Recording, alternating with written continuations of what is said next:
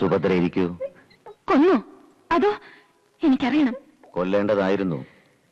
നിന്നെ ഓർത്ത് കൊന്നില്ല. ഞങ്ങളെ തമ്മിൽ അകറ്റാൻ എന്തൊക്കെ കെട്ടുകഥകൾ ചമച്ചു, ഉപജാപങ്ങൾ ചെയ്തു. നിങ്ങളൊരിക്കൽ കെണിയിലൊന്നും ഞാൻ വീഴാത്തതിന് ഇത്രയും ദ്രോഹം ചെയ്യണോ? പെണ്ണിന്റെ കൊഴുത്ത മേന് കണ്ട് മതിമറക്കുന്നവനല്ല തമ്പി. ഓർമ്മയുണ്ടല്ലോ, നിനക്ക് 10 വയസ്സുള്ളപ്പോ ഞാൻ നിന്നെ മോഹിച്ചു. പിന്നൊരിക്കൽ നീ എതിർത്ത് നിന്നപ്പോ ഞാൻ ഇട്ടേച്ച് പോന്നത് നിന്റെ കരുത്തോ കരച്ചിലോ കണ്ടിട്ടല്ല, നീ വരുമെന്ന പ്രതീക്ഷയിൽ. ഇപ്പോ ഈ തന്റെ അടുത്ത് നിന്നെ കട്ടിലേക്ക് വലിച്ചിടാത്തത് എന്റെ മര്യാദ കൊണ്ടാ.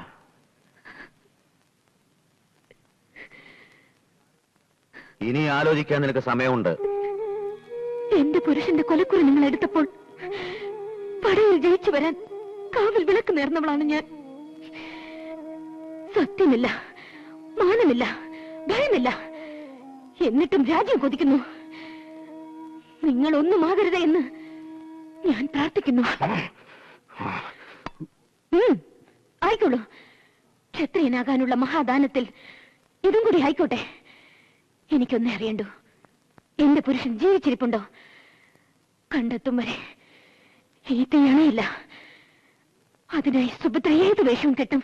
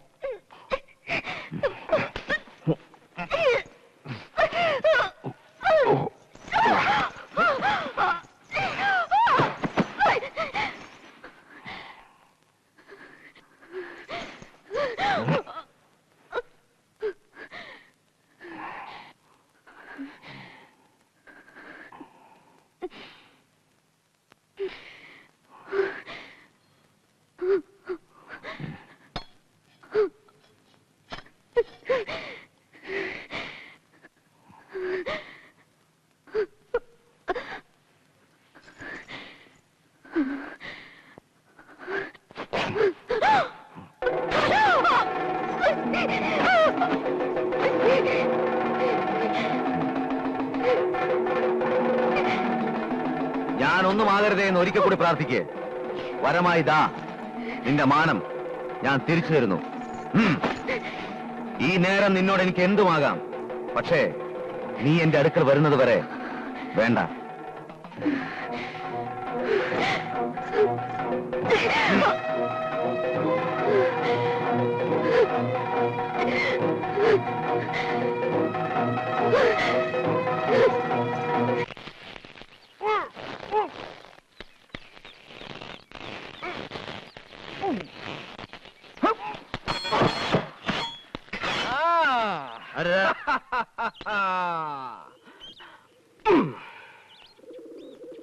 ഇവനെ നമുക്ക് വേണം.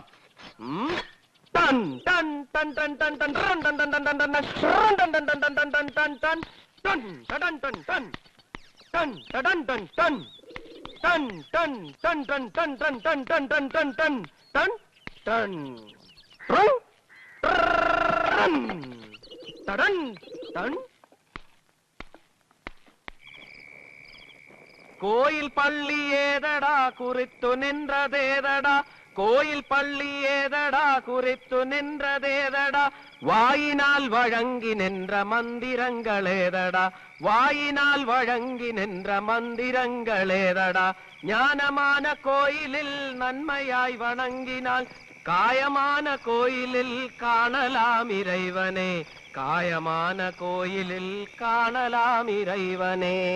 അമ്മാവന്റെ അവിടെ തകർത്തൂന്ന് കേട്ടു. ഓ, എന്നെ പേടിപ്പിക്കാനാണെങ്കിൽ സുഭദ്ര പേടിക്കില്ല. എനിക്ക് കൂട്ടിനാണെങ്കിൽ അത് വേണ്ട. ടൺ ടൺ ടൺ ടൺ ടൺ ടൺ ടൺ ടൺ ടൺ ടൺ ടൺ ടൺ ടൺ ടൺ ടൺ ടൺ ടൺ ടൺ ടൺ Dun, dun, dun, dun, dun, dun, dun, dun, dun, dun.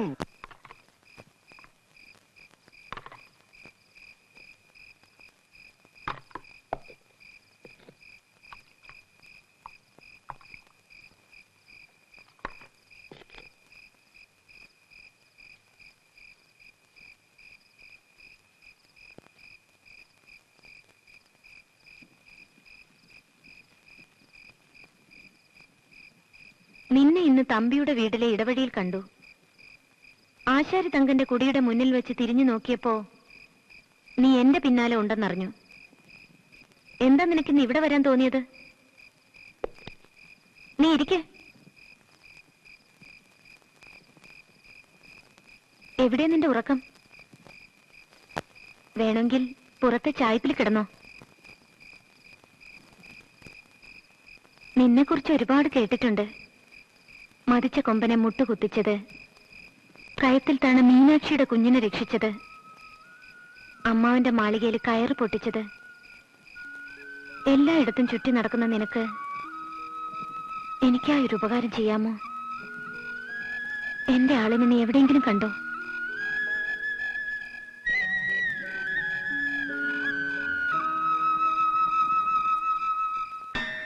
കല്ലാലെ കോട്ടൈ കെട്ടി കല്ലറയ്ക്കുള്ളിരുന്നാലും, കല്ലാലെ കോട്ടൈ കെട്ടി കല്ലറയ്ക്കുള്ളിരുന്നാലും, കാലനുടയാളു വന്നാൽ കണ്ടില്ലെന്നാൽ വിടുവാരോ, കാലനുടയാളു വന്നാൽ കണ്ടില്ലെന്നാൽ വിടുവാരോ, കണ്ടില്ലെന്നാൽ വിടുവാരോ.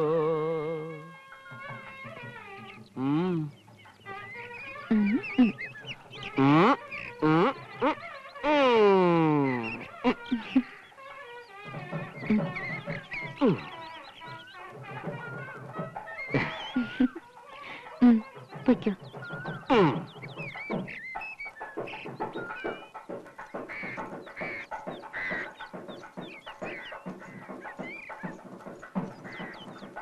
നാട്ടുകാരുടെ മുന്നിൽ വെച്ച് നീ ഞങ്ങൾ നാണിപ്പിച്ച് അടങ്ങുമല്ലേ? കുലടെ അമ്മായി മര്യാദയ്ക്ക് സംസാരിക്കണം. അമ്മായി എരപ്പേ, കണ്ട ഭ്രാന്തന്റെയും ചാന്നാന്റെയും കൂടെ ഉറങ്ങുന്ന നിനക്ക് ഞാൻ അമ്മായിയോ? ഇനിയും നിങ്ങൾ എന്നെ ജീവിക്കാൻ അനുവദിക്കില്ലേ? നാണം കരുത്തി തല തോറ്റിച്ചില്ല നീ. കെട്ടിയാൻ ഇട്ടെറിഞ്ഞു പോയിട്ട് മാസം 1 തികഞ്ഞിട്ടില്ല. അതിനു മുമ്പ് കണ്ട ചാന്നാനെ മറവനെ വീട്ടിൽ കിടത്തി പൊറുപ്പിക്കുന്നല്ലേ? അമ്മാവിന്റെ കൈകൊണ്ട് നിന്റെ കഴുത്തിറക്കും മുമ്പ് എങ്ങോട്ടെങ്കിലും ഓടിപ്പൊയ്ക്കോ. സുഭദ്ര ചീത്തയാണ്, സമ്മതിച്ചു. ഇനി വായടച്ചില്ലെങ്കിൽ മഹ അപ്പഴയാകും.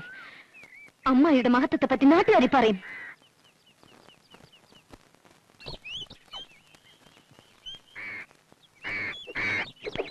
എങ്ങോട്ടാ? ഇത്ര ഭീരുവാണോ നീ? എന്നെ വിട്ട് പോവില്ലെന്ന് സത്യം ചെയ്തതല്ലേ? ഭർത്താവിനെ എന്റെ അടുക്കൽ എത്തിക്കാമെന്ന് വാക്ക് തന്നതല്ലേ? അതും വേണ്ടെന്ന് വെച്ചോ? ഓ, ഞാൻ ആരോടായി സംസാരിക്കുന്നത്? സുഭദ്രയ്ക്ക് ഒറ്റയ്ക്ക് ജീവിക്കാൻ കഴിയും. പക്ഷേ നീ കൂടെ ഉണ്ടെങ്കിൽ ഒരു കൂട്ടായി, കൂടെപ്പിറപ്പിനെ പോലെ വിശ്വസിക്കാമല്ലോ. അത് വേണ്ടെന്നാണെങ്കിൽ പൊയ്ക്കോ.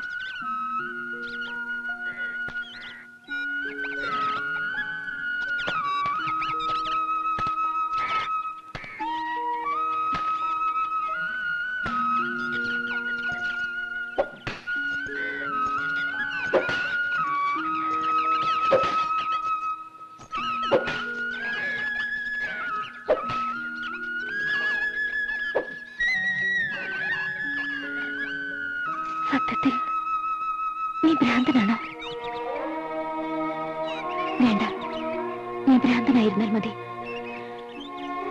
അച്ഛന്റെ മുഖം എനിക്ക് ഓർമ്മയില്ല, എന്നെ കാണാൻ വന്നിട്ടില്ല.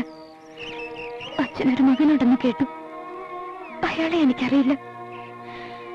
ഞാനൊരാളെ ഇഷ്ടപ്പെട്ടു, അയാളും എന്നെ ഒറ്റയ്ക്കാക്കി. മറ്റുള്ളവർ എന്റെ ശരീരം കൊതിക്കുന്നവരാണ്. നീ എന്റെ മുന്നിൽ എപ്പോഴും ഭ്രാന്തനായിരുന്നാൽ മതി.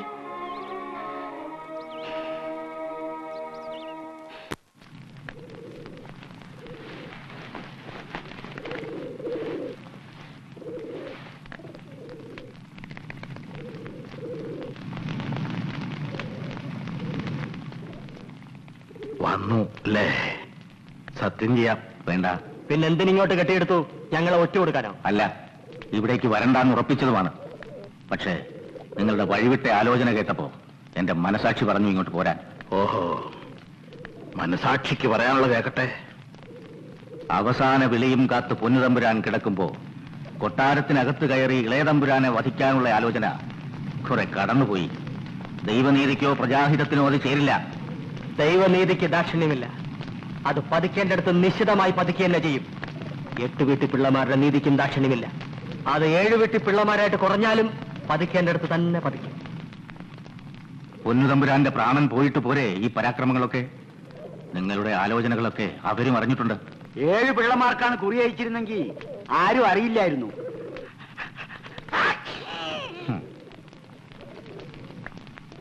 നിങ്ങളുടെ പക്ഷത്തൊരാൾ സേനാനായകൻ ഓടിപ്പോയിട്ട് അധിക നാളായില്ല. അങ്ങനെയും സംഭവിച്ചുകൂടെ? അങ്ങയോട് എനിക്ക് പ്രത്യേകിച്ചൊന്ന് പറയാനുണ്ട്. അതിനു മുമ്പ് ഒരു ഉപകാരം ചെയ്യാൻ സന്മനസ് കാട്ടണം. കഴക്കൂട്ടത്തിന് എന്നെ വിശ്വസിക്കാൻ. എങ്കിൽ ഈ സുന്ദരയ്യൻ എന്ന മഹാബ്രാഹ്മണനോട് കുറച്ചുനേരം പുറത്തുപോയി നിൽക്കാൻ കൽപ്പിക്കുക. ഇയാൾ ഒറ്റുകൊടുക്കുമെന്ന ശങ്ക കൊണ്ടല്ല. ഇയാളിലെ കുതന്ത്രക്കാരൻ എന്റെ വാക്കുകളെ തകിടം മറിക്കും.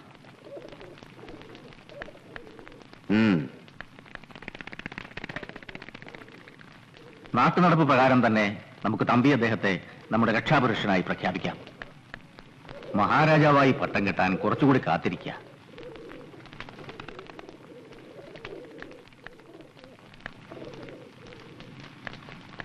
എന്റെ അപേക്ഷ ആവർത്തിക്കുന്നു. കൊലപാതകം ഒഴിവാക്കുക.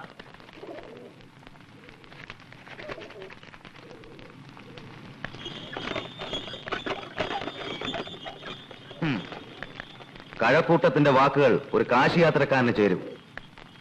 രാജ്യസ്നേഹിക്ക് ചേരില്ല. പ്രജകളിൽ മിക്കവരും കരം കൊടുക്കാൻ മടിക്കുന്നു.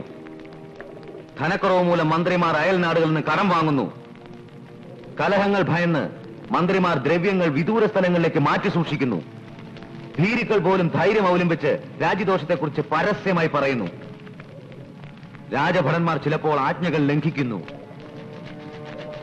ഇംഗ്ലീഷുകാർ നൽകുന്ന സഹായത്തിന് പ്രായശ്ചിത്തമായി അവർ ചോദിക്കുന്നതൊക്കെ നൽകുന്നു. ഒരു ദുർബലമായ രാജ്യത്ത് അതിദുർബലനായ രാജാവ്, അതാണോ നമുക്ക് വേണ്ടത്? എനിക്ക് രാജ്യമാണ് വലുത്.